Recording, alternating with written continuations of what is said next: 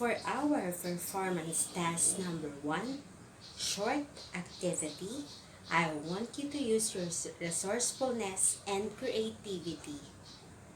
Using available materials at home, all you need to do is to create your own sewing kit. Here are some materials needed. I want you to choose between old shoebox, old microwavable containers, ice cream containers, tin cans, maybe bags, and many more. Basta available sa mga bahay ninyo. Or any recycled materials. Next, needles, threads, pin cushion and pins, scissors or shears. Once you are done, all you need to do is to organize the tools. Wait! Before you start, I will be grading you based on this criteria. Creativity, 10 points. Resourcefulness, another 10 points. Completeness of the tools and how it organized for 20 points. For the total of 40 points for this first performance task. Go, go, go! Good luck!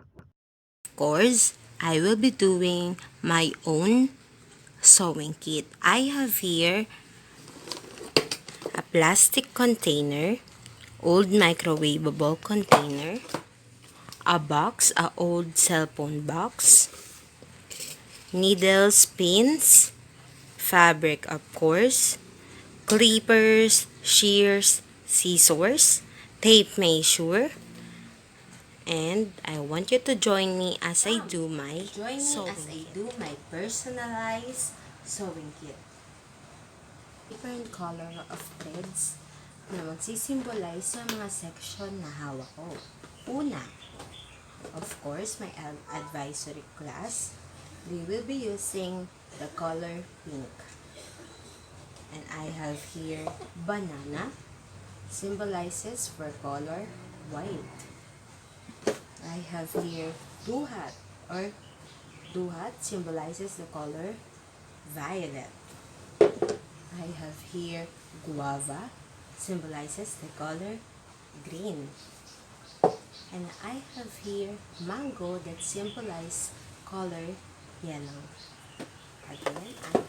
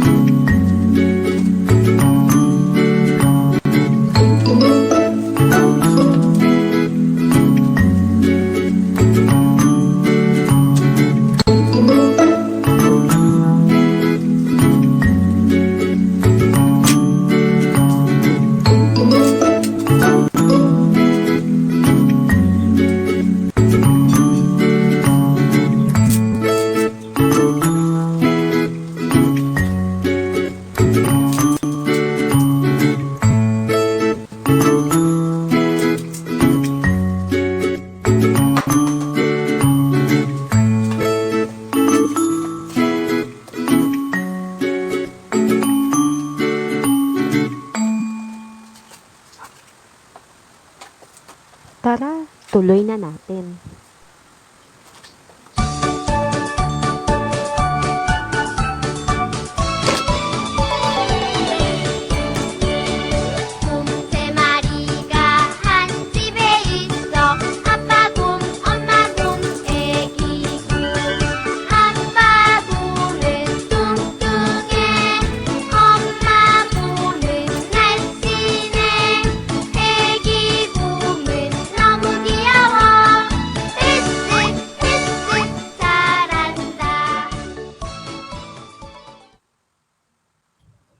Sa performance task na ito, hindi kailangan bili ng bili. Kaya, make our own pin cushion.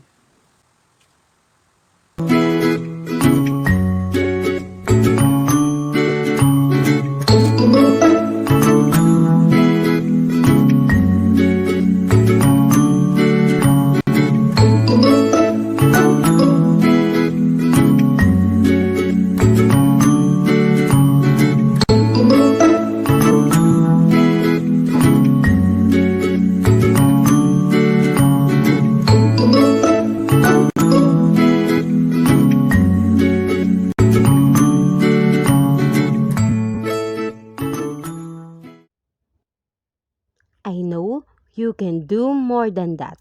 So, what are you waiting for? Send me yours. Thank you. See you again next time. Again, this is Mom Michelle saying in my class, T.L.E are the letters to remember. Think, learn, and enjoy. Stay healthy and stay safe at home. God bless you all.